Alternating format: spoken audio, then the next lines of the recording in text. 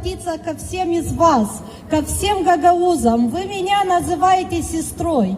И это правильно, мы братья. Пожалуйста, сегодня что творят с Башканом, это прямой плевок вам в душу. Они хотят вас разозлить, они хотят столкнуть нас лбами, они хотят повторить, чтобы брат пошел против брата. А ей только это нужно, чтобы мы начали воевать между собой, а она могла править долго и нудно, как это происходит в соседней стране. Пожалуйста, братья, давайте терпеть.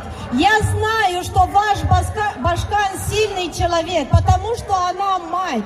И ее не сломать, ее дома ждут дети, и она выдержит все. Я сейчас говорю, что Молдова тоже с Гагаузией, с Башканом, и жжет спас.